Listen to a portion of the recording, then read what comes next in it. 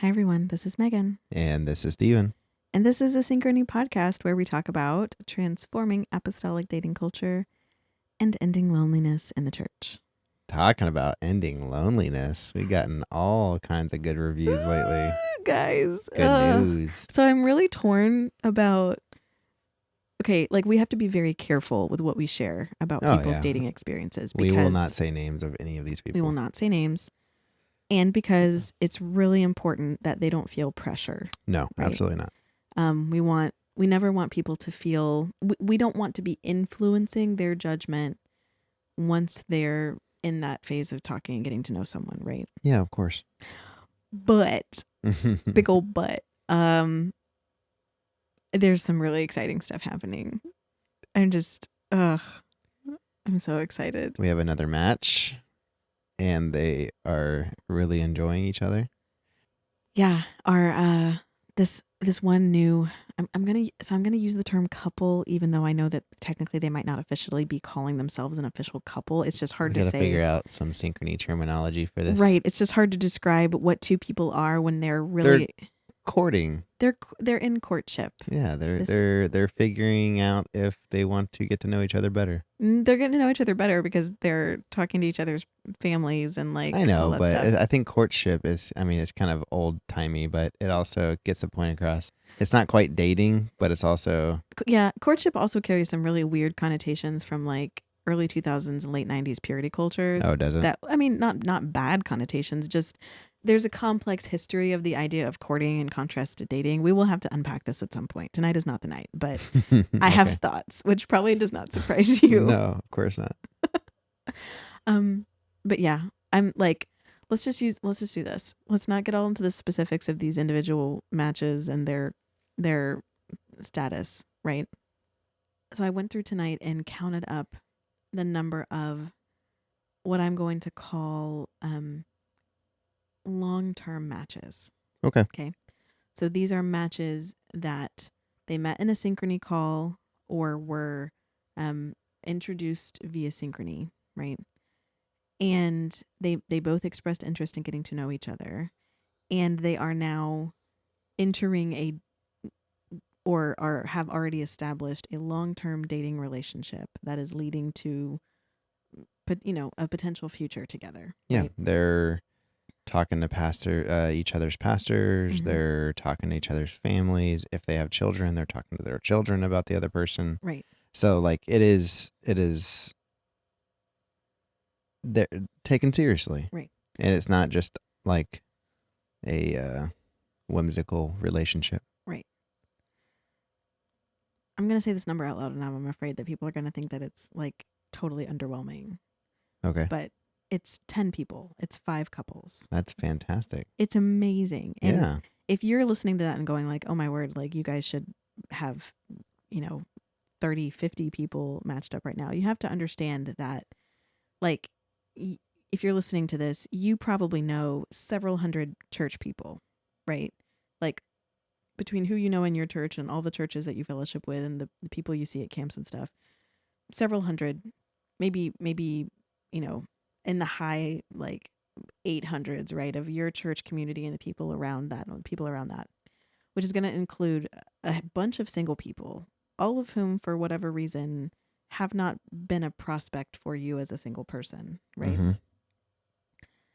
We have a relatively tight community of people that are currently actively involved in matching, right? Yeah. Around 100 people. Yep. That are 103 that are in the pool right now. Thank you.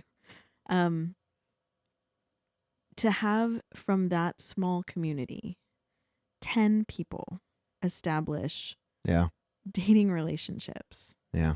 Imagine if you went to a church of 100 people and there were 5 significant relationship happenings within the course of effectively within the last 6 months. What's crazy is these are people, quite literally none of them so far have lived in the same state as each other. Yeah, that's true. And they're all... So they would have never met each other otherwise. Yeah. We've had people that have matched from different organizations. So like, ALJC, UPCI, Yeah. different apostolic organizations. We've had people from their early 20s to their early 70s match. Yeah. And I am sitting here just overwhelmed by the hand of God, first of all, because I think that in each of these cases, it felt like these people took a risk Yeah. and they were sensitive. And I believe that some of them really were listening to the voice of the Lord saying to like, try this out. Mm-hmm. Not to put words in God's mouth, but I No. believe that they were seeking prayerfully and made this decision in prayer. Yeah. And I am overwhelmed by God's goodness with that and just like his abundance with it. And I'm also just so incredibly happy Oh yeah. for these people. The funny thing is like going back to you saying like it might be underwhelming, right? Mm-hmm.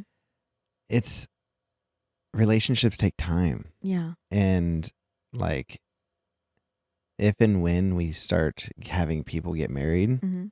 they have to get to know each other first, right? Yeah. So if they started dating 6 months ago, they might not be getting married right now. Right. So this is not a mail order bride arranged marriage service No. where as soon as you meet, we expect you to run to the altar. Like, no, and honestly, that wouldn't be wise. Right.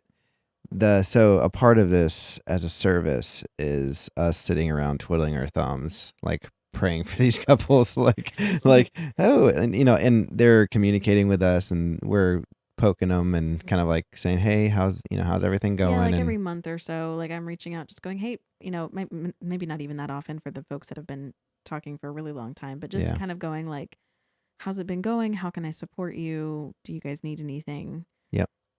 But what we're just hearing, like, I'm so excited because I'm hoping that when some of these, which I think we are not far away from some of these, crystallizing into like potential marriage relationships. Yeah. So when and if that happens, I'm very excited to be able to ask for their permission to read some of our correspondence, I hope, Yeah. because Yeah. guys, like, it's just exciting. So thank you to everyone who's praying. Thank you to everyone who is sharing Synchrony content. I heard today from someone who I spoke to a sister in Wisconsin who called to ask about just like how the project works. She had questions. Yeah. And she said, I took this to my pastors to get their opinion and they hadn't heard of it. Mm-hmm. And I don't think there's much awareness of this in my district. Please, please, please, if you are listening to this and you have not already done so, please take Synchrony to your church leadership. Yeah. This is not something that we want people to be involved in the shadows. We want your leadership to be on board. Mm-hmm.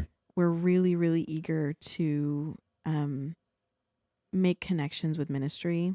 So take this to your leadership, to your young adult leadership, to your hyphen leadership, to your singles leadership, and ask for their opinion. Right? To your seniors leadership. Yeah. Yeah. And if they come back and say like, "Ooh, I don't think this is a good idea," please heed that. Like, be sensitive. Yeah. Or if they have questions, send them our email, or Mm-hmm. we'll be happy to answer any questions they have. Yep. Because honestly, matchmaking is not very common these days, and so it's kind of Right. Our pastor's also willing to answer questions. So Yeah. if you want to talk to him, come talk to us and we'll get you guys in touch so that yeah. I don't want to put his email out on blast. No, but he told us he'd be more than willing to answer other pastors' questions. Right. Anyway, so all that to say, exciting stuff happening. And I'm really excited for this topic because it's like another cool thing that is coming out of the project right now, which is awesome. Yeah, I'm excited. I'm going to have to work very hard not to talk at 1,000,000 miles an hour about Yeah, this. I'm just gonna look at you and just be like, slow down. Yeah, raise an eyebrow if it starts to get really fast. Okay, so we're going to talk about dating barriers. Ooh. Yeah. And the reason why we're talking about it, I know we're supposed to save announcements for the end, but the reason why we're going to talk about it is This is a special circumstance. this is a special one. We have our first Synchrony course coming out today if you're listening on Monday when this drops. Woo, woo. Woo. It took longer than I expected because I think this is actually going to become part of a series. Yeah. So we have this overarching sort of vision of like a series to help people prepare for the process of meeting someone they're a matchmaker, but also just to benefit them in their dating walk entirely, right? Yeah. So you do not have to be actively involved in matchmaking to benefit from this course, but it's a course about identifying and addressing your dating barriers. And I really feel strongly about the value of this for people because I've met a lot of folks who really are intimidated by the dating space as it is now. Yeah. And don't know how to present themselves in their best light. And this is a tool that can help us do that. So that's my little teaser. And then we're going to talk about what dating barriers are and why it's important to address them. Sounds good. Okay. Babe. What? Do you remember the first time you and I ever hung out with all of your sister and all of your friends? Everyone was over at your sister's. No, everyone was over at your sister's house. I showed you 1700 pentatonics videos. Yeah. Oh yeah. Okay. So just let's unpack that experience really quickly. So I have never hung out with you individually before at this point. You were not even a candidate in my mind. Yeah, we this was not a dating hangout at all. No. But I was a woman, eligible woman. You were an eligible man. And our first interaction was dominated by you doing what exactly? Showing you a bunch of YouTube videos. Specifically, trapping me in your sister's kitchen to show me like 20 pentatonics YouTube videos. It was a kitchen. I was standing right there at the counter. Oh, I thought you had an iPad. Oh, okay. Yeah. I was very oblivious at the time. Right. In retrospect, I love music, so it was a win for me, right? I liked pentatonics, like I hadn't been exposed to them before, so that was cool. And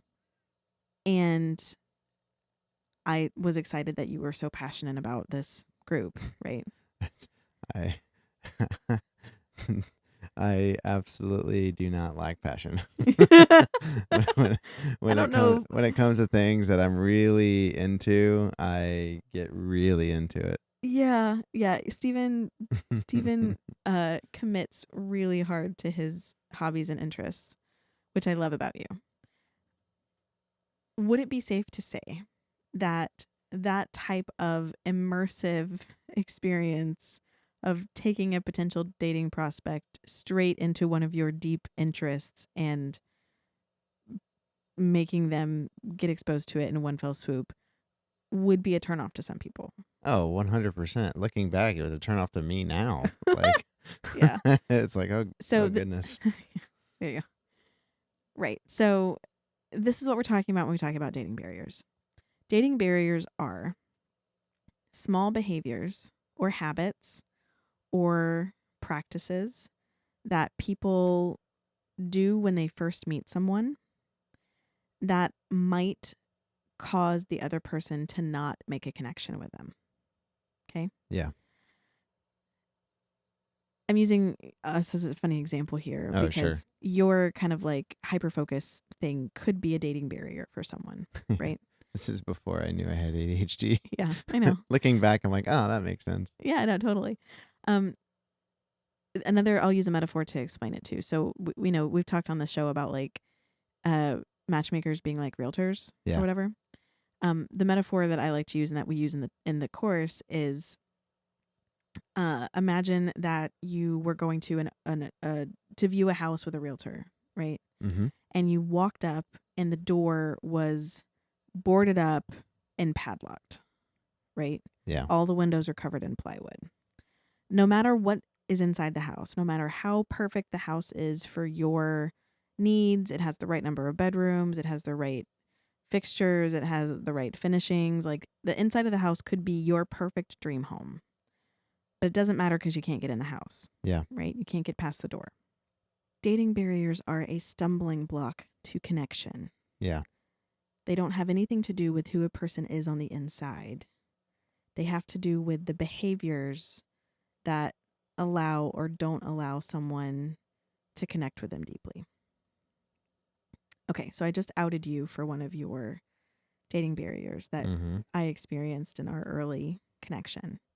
What are my dating barriers that you remember from back when we first met? Your facial expressions when you hear other people sing. Stephen, you can't say that out loud. Say more. Say more, I guess. But we're here now. It wasn't until after we were dating, and it's not that you're judgmental. It's just you have a really good tune. You have a good ear for music, and so Yeah. you can hear when someone's off key or when someone's playing in the wrong key. Good ear, bad poker face. Yeah, terrible poker face. So it like I look over and it looks like you're having a seizure sometimes. Like, It's like, yeah. Yeah. I don't know if that's a good example of one, but Another example that you talked about before on the show about me was what you thought of my age. How old did you think I was? yeah, let's see here. Before we started talking, so when I was like 21, Mm-hmm. I probably thought you were in your late 20s. Late 20s, like early 30s. Yeah. So Why? in my head, I thought you were just out of my age range. Right. Why did you think that? Because you hung out with all of the older crew of the youth group or like the hyping crew. And Yeah. so I just assumed you were around their age. Yeah. Okay. So these are dating barriers, right? They don't have anything to do with our fit for each other as a couple. Yeah. Or who I was or who you were deep down inside. Yeah. Right. Oh, and I hung out with probably the least mature members of our youth group. Some of them are our listeners. We love you guys. So these are just things that that prevented us or probably slowed our connection with each other, right? Yeah. And we were able to overcome those by the grace of God. Yep. Some people have dating barriers that really consistently prevent them from making connections. I want to make it clear that dating barriers generally are things over which you have control. Yeah. Right? These are not inherent personality traits or physical characteristics. And if you're thinking about how someone looks, I want you to take that out of your mind completely. That's not what we're talking about here. Yeah, we're not talking about curb appeal. Right. So sometimes I'm going to give out a few examples of things that I've come across in Synchrony. And this is like the disclaimer that you see on those like medical shows or crime shows that like these are not related to like real cases or whatever. Oh, sure, yeah. These don't correspond directly to individual people, just like the same flavor of issue, right? I've met people who have a speech pattern. Yeah. That's difficult. Where maybe they talk like me very, very quickly when they're excited, or they get excited when they start talking and they dominate the conversation, right? They don't leave room for questions and back and forth. Yeah. Making it feel very one-sided and kind of cold, right? Or maybe they speak very, very softly because they're nervous. Yeah. Dating barriers, right?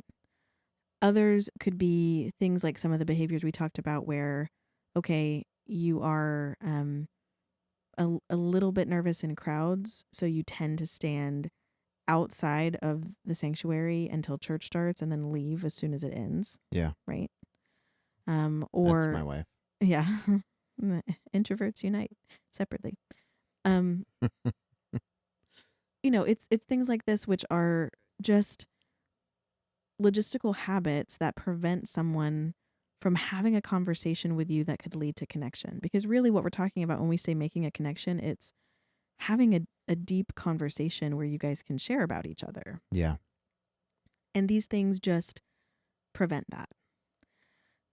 So they're important to know about, right? And I think a lot of people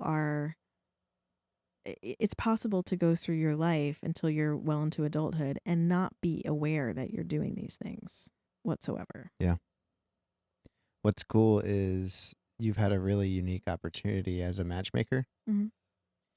Because people are being vulnerable with you and they're saying, hey, these are my preferences. These are my red flags. These are my green flags. Like, this is what I want or what I'm looking for.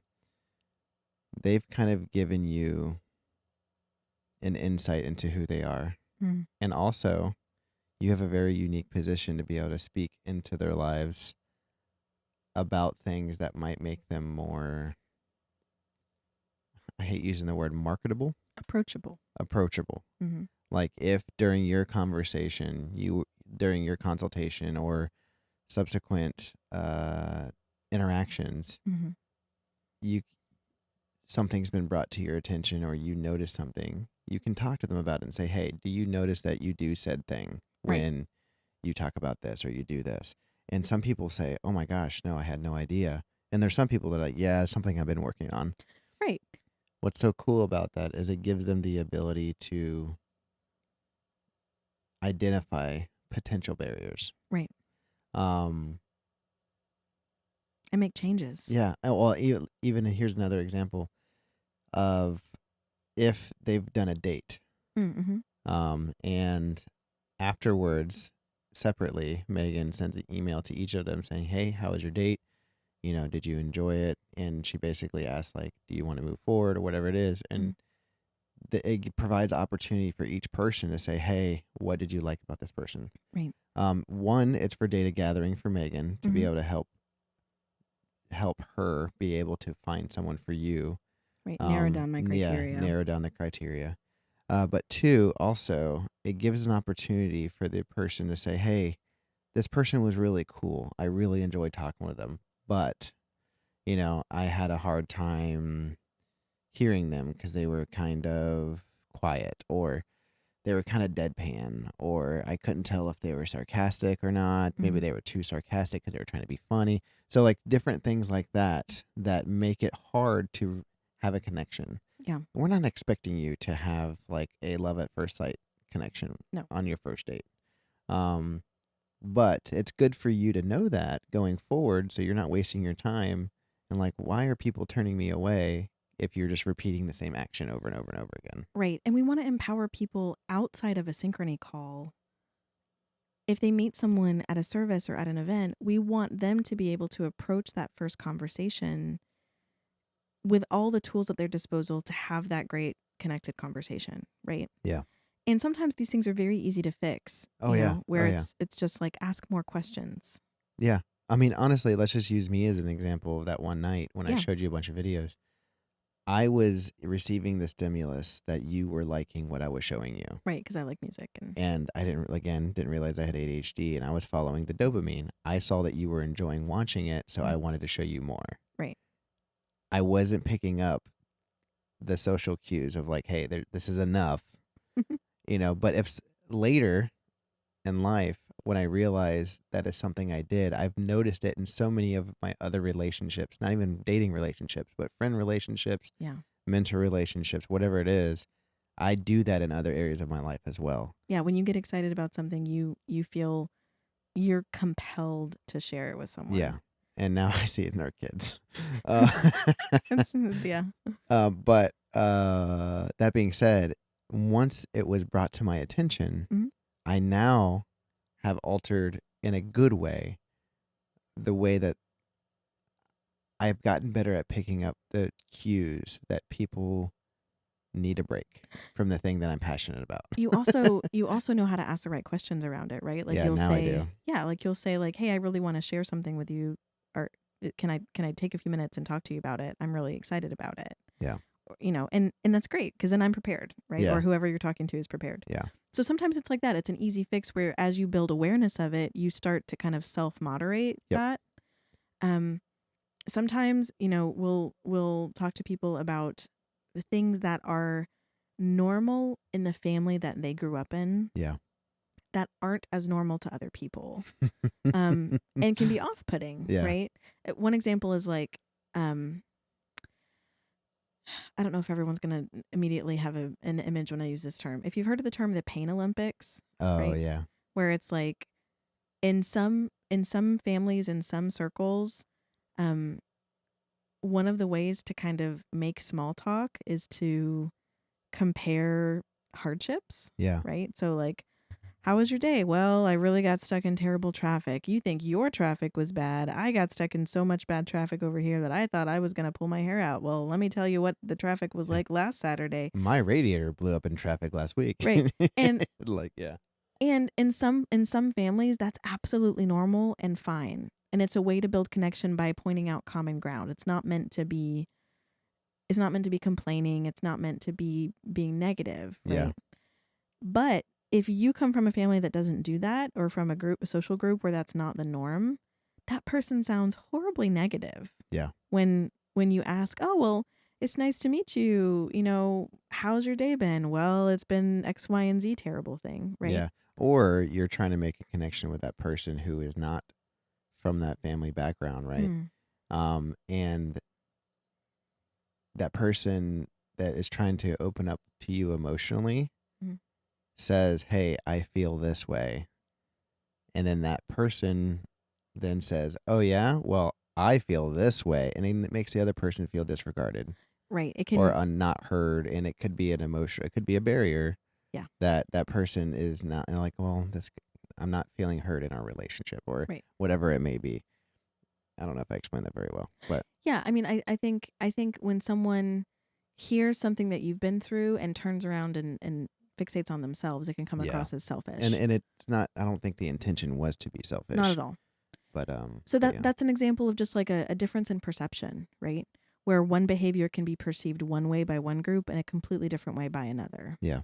And culturally, that's complicated. We live in a melting pot country where different things are normal to do and say in early relationships. And people are just distinct, right? I mean, there's just so much diversity and variety to the people that are in our single community right now. Yeah. So then the question becomes, okay, we get what they are and why they can be a problem, right? Mhm. What do we do about it? So this is where the course comes in.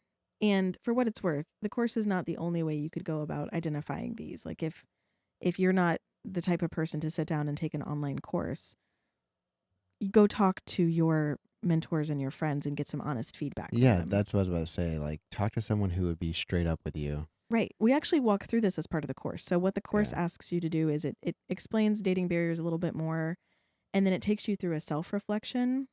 We actually start off with some affirmations, which I know some people can feel like are really woo-woo, but there's both science and Bible to back speaking good things over yourself, Yeah, right? absolutely. So we start off with an exercise where you look at yourself in the mirror and you speak some life over yourself. You affirm that you're capable of change. Mhm. You build up a little bit of self-confidence before you go into the exercise, because we don't want anyone to go into this and start nitpicking themselves No, or being, absolutely not. yeah, or being critical of who they are, right?